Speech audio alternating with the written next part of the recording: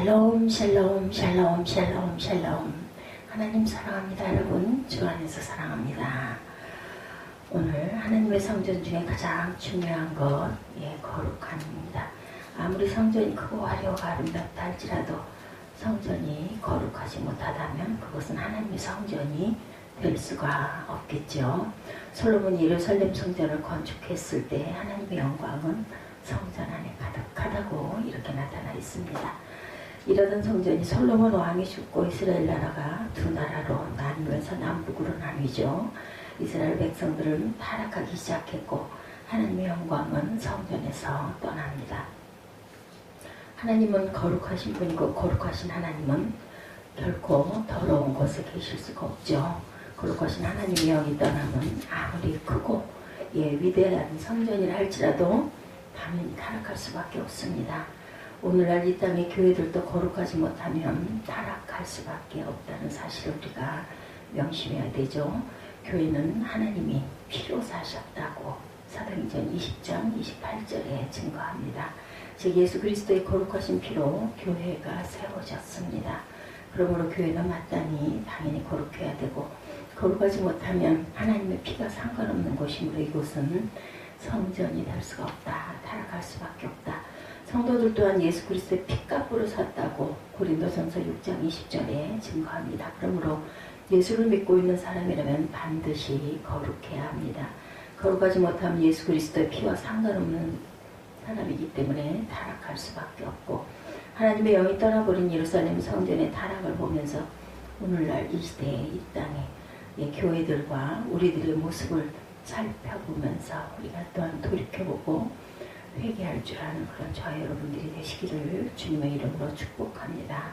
첫 번째 성전 북문뜰에 있는 우상에 대해서 에스겔 8장 1절에서 6절까지 말씀하고 있습니다. 제6년 6월 5일에 나는 집에 앉았고 유다 장로들은 내 앞에 앉았는데 주 여호와 권능이 거기에 내게 임하기로 내가 보니 불같은 형상이 있어 그 허리와 모양은 불 같고 허리 이상은 광채가 나서 단쇠 같은데 그가 손 같은 것을 벗어 내 머리털 한 줌을 잡으며 주의 신이 나를 들어 천지 사이로 올리시고 하나님의 이상 가운데 나를 이끌어 예루살렘으로 가서 안뜰로 들어가는 북향한 문에 이르시니 거기는 투기의 우상 곧 투기를 격발케 하는 우상의 자리가 있더라. 그가 내게 이르시되 인자 이제 너는 눈을 들어 북편을 바라보라 하시기로 내가 눈을 들어 북편을 바라보니 제단문 어기 북편에 그 투기의 우상이 있더라. 그가 또 내게 이르시되 인자 이스라엘 족속에 행하는 일을 보느냐. 그들이 여기서 크게 가정한 일을 향하여 나로 내 성소를 멀리 떠나게 하느니라. 너는 다시 다른 큰 가정한 일을 보리라 하시더라. 이렇게 말씀합니다. 에스겔 선지자가 하나님의 이상을 첫 번째 체험했던 때는 여호야긴 왕이 사로잡힌 지 5년 4월 5일이었습니다. 에스겔 1장 1절에서 2절이 증거하죠. 그리고 두 번째 이상은 6년 6월 5일에 임하였습니다. 첫 번째 이상을 본 후 정확히 14개월 후에 두 번째 이상을 보게 됐죠. 이때는 약 BC 592년으로 보는데 예루살렘의 명물망받기 약 6년 전이었습니다. 이상을 본 것에 대해 분명하게 날짜를 언급하고 있는 것은 하나님이 작정하시고 계획하신 심판은 반드시 임한다는 사실을 우리가 깨닫기 위함이고 첫 번째 이상은 그발강가에서 홀로 있을 때 임하였다면 두 번째 이상은 에스겔 자신의 집에 앉아 있을 때 임하였는데 그것도 유다의 장로들 앞에 하나님이 권능으로 임합니다. 이것은 곧 하나님께서 에스겔이 당시에 참 선지자이심을 믿게 하려는 의도였다고 우리가 보이죠. 2절을 보면 에스겔에게 임한 하나님의 이상은 하나님의 나타나심으로부터 시작됩니다. 하나님의 형상을 허리 이하는 불 같았고 허리 이상은 걸겋게 달아오른 빛나는 금속 같은 모습이었고 한마디로 불덩어리였다. 불덩어리 형상이죠. 같았다라는 표현을 보면 하나님의 형상은 불 같았고 단새 같은 모습이었지만 불이나 단새는 아니었다. 그렇게 보였다라는 거죠. 3절을 보면 하나님의 권능의 손이 에스겔을 붙잡아 예루살렘 성전으로 인도하죠. 에스겔의 몸은 바벨론 땅에 있고 에스겔의 영만 예루살렘으로 인도함을 받습니다.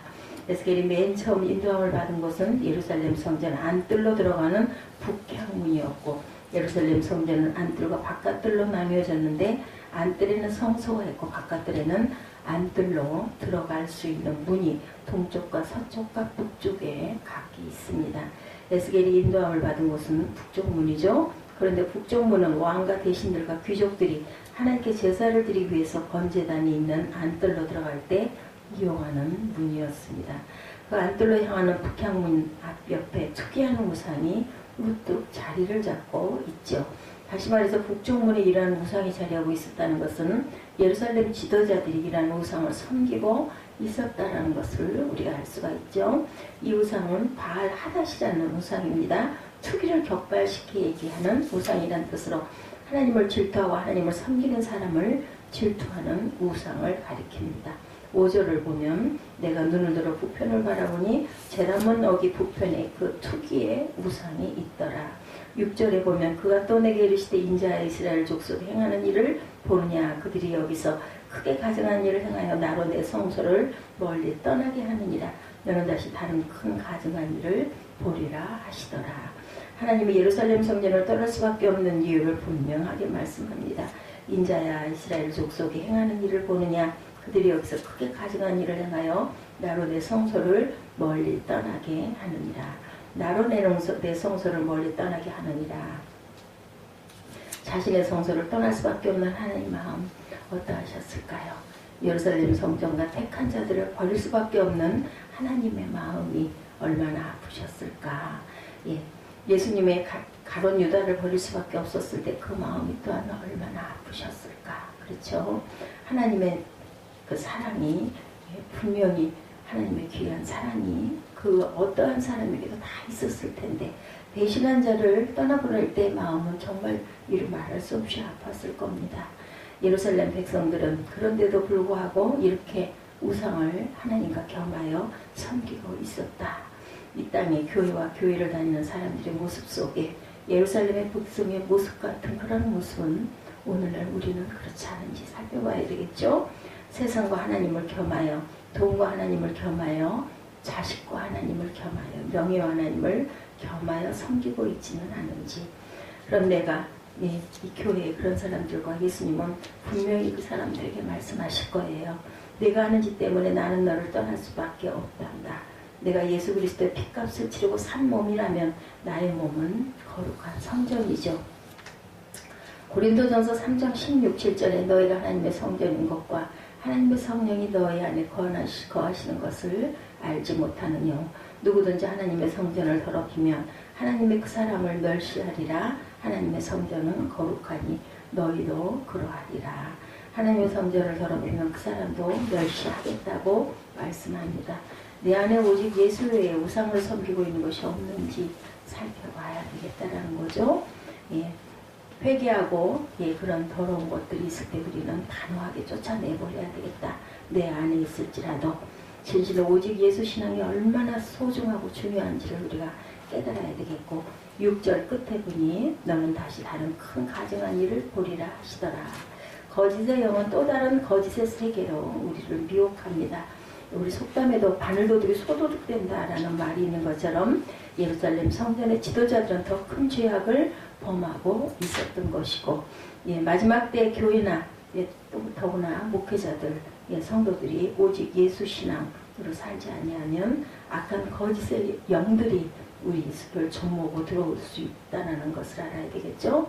마태복음 24장 24절에 거짓 그리스도가 거짓 선지자들이 일어나 큰 표적과 기사를 보여 할 수만 있으면 택하신 자들을 미혹하게 하리라. 보라 내가 너희에게 미리 말하였노라. 이렇게 말씀하고 있습니다.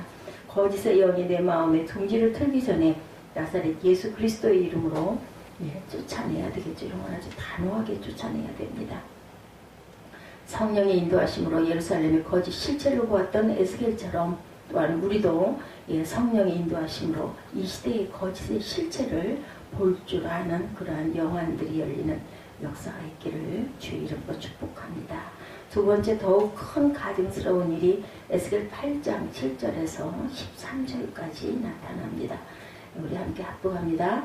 그가 나를 이끌고 뜰문에 이르시기를 내가 본즉 담에 구멍이 있더라. 그가 내게 이르시되 인자여 너는 이 담을 헐라 하시기로 내가 그 담을 허니 한 문이 있더라. 또 내게 이르시되 들어가서 그들이 거기서 행하는 가증한 악한 일을 보라 하시기로 내가 들어가 보니 각종 곤충과 가증한 짐승과 이스라엘 족속의 모든 우상을 그 사면벽에 그렸고 이스라엘 족속의 장로 중 70인이 그 앞에 섰으며 사반의 아들 아하사니아도 그 가운데 섰고 각기 손에 향유를 들었는데 더 향연이 구름같이 오르더라.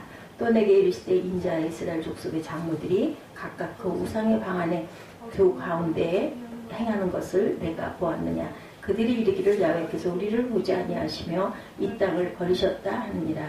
또 내게 이르시되 너는 다시 그들이 행하는 바 다른 큰 가증한 일을 보리라 하시더라. 하나님이 이렇게 에스겔에게 말씀하시죠. 성전 북문뜰에 세워진 우상은 가증한 일의 시작에 불과하죠. 제일 먼저 에스겔에게 보인 것이 북문이 보이죠. 성령께서 에스겔 영을 데리고 성전 안 깊이 들어가십니다. 성전 안뜰문 담적에는 작은 구멍이 나 있었는데 그 구멍을 통하여 성전 안쪽의 내실로 통하는 문이 있었고 담벽의 구멍은 은밀히 성전 내실로 들어가고 나올 수 있는 아마 비밀한 문이었지 않았을까. 9절에 보니 또 내게 이르시되 들어가서 그들이 거기서 행하는 가증하고 악한 일을 보라 하시기로 그 비밀 입구로 연결된 내실의 문을 열고 그 안을 들여다보았을 때 에스겔은 당혹스러운 장면을 보았습니다. 10절에 내가 들어가 보니 각양 곤충과 가증한 짐승과 이스라엘 족속의 모든 우상을 그 사면벽에 그렸다. 그것은 우상을 숭배하는 만신전 같은 곳이었다는 거죠. 각양 곤충과 가증한 짐승은 염소, 뱀, 독수리 같은 레위기 율법에서 가증하다라고 분류되었던 것들이 사면벽에 그려져 있었다. 여기서 우리가 주목할 것은 각양 곤충과 짐승들은 애굽의 우상들이라는 사실입니다. 이스라엘은 친애국 정책을 추진하면서 그들의 우상까지 들여온 것으로 여겨집니다. 그리고 에스겔 당시 남유다의 지도자들은 애굽을 전포적으로 의지하고 있었고 애굽의 동물 신들까지 숭배했다는 것을 우리가 알 수 있죠. 11절에 더욱 심각한 것이 보입니다. 우상을 숭배한 자들은 이스라엘의 70인 장로들이다라고 나타나죠. 70명의 장로들은 일찍 모세가 세운 장로 제도에서 선출된 이스라엘의 공적인 지도자들입니다. 더욱 놀라운 것은 사반의 아들 야하사나도 있었다라는 것.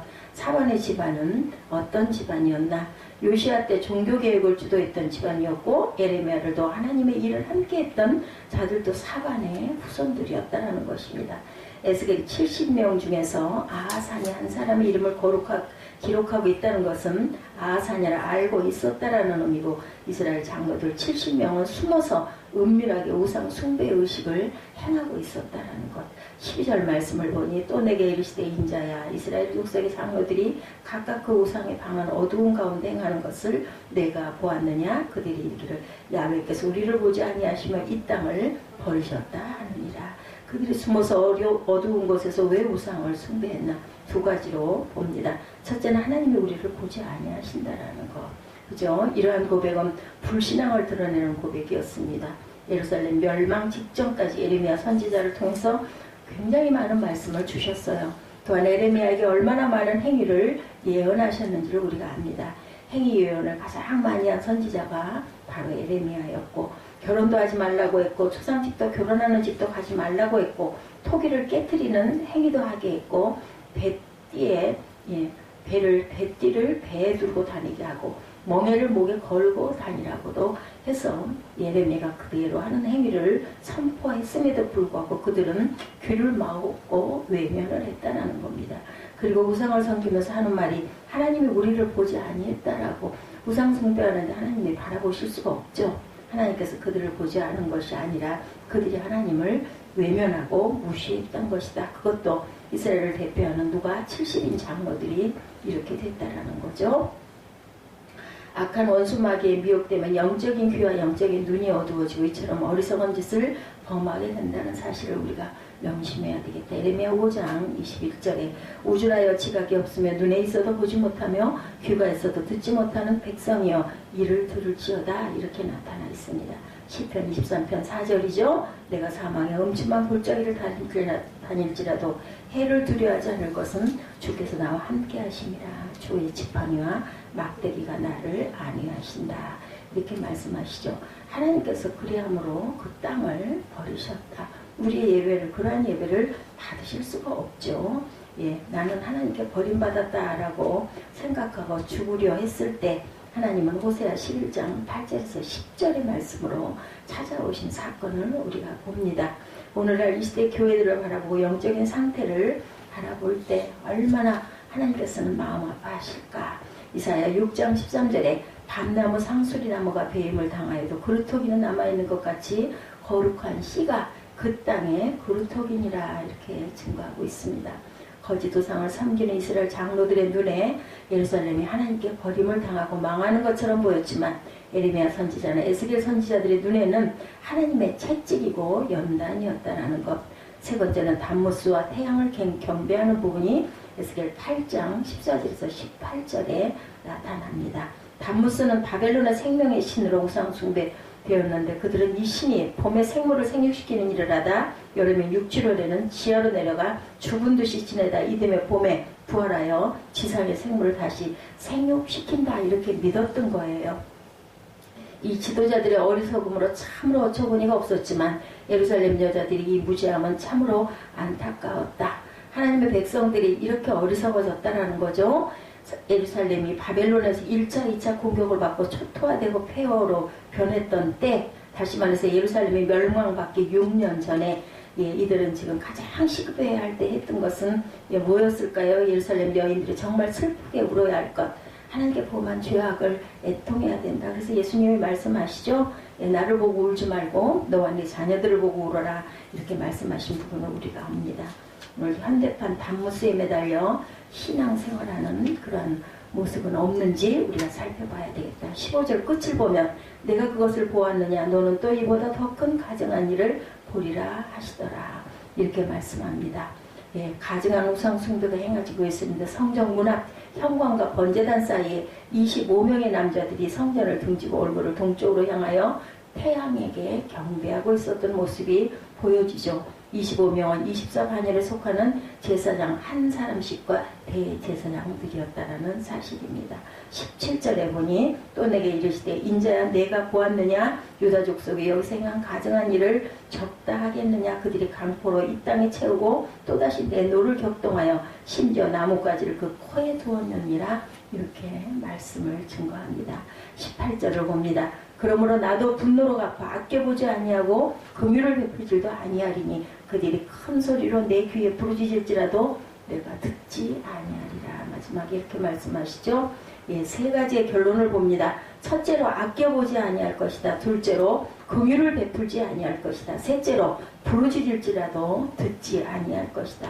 한마디로 예루살렘에는 이제 하나님의 무서운 심판만이 남아있다라는 거죠. 마지막 때 예루살렘 같은 똑같은 상황이 일어날 것이라고 말씀하십니다. 하나님은 7년 대환란을 통해서 이 세상을 조금도 아껴보지 아니하고 심판하실 것이라고 말씀하고 계시죠. 예루살렘에게 성전에서 일어난 이 가증한 일이 우리에게도 일어나고 있지 않나 돌아봐야 되겠다. 요한복음 15장 5절에 나를 떠나서는 너희가 아무것도 할 수 없습니다. 예루살렘 백성들이 다른 것에 관심을 가지고 귀를 기울이다가 하나님의 진노를 받죠. 요한복음 8장 47절에 하나님께 속한 자는 하나님의 말씀을 듣나니 너희가 듣지 아니하면 하나님께 속하지 아니하였습니다. 이렇게 말씀합니다. 오늘 우리 에스겔 8장 1절에서 18절을 통해서 예루살렘의 성전의 타락을 봅니다. 우리 성전을 내가 거룩하니 너희도 거룩하라고 말씀하신 것처럼 거룩하게 지키고 거룩한 예배를 드리고 거룩한 기도를 하고 세상과 다른 거룩한 다름의 저희들이 되어야 할 줄로 주님의 이름으로 축복합니다. 우리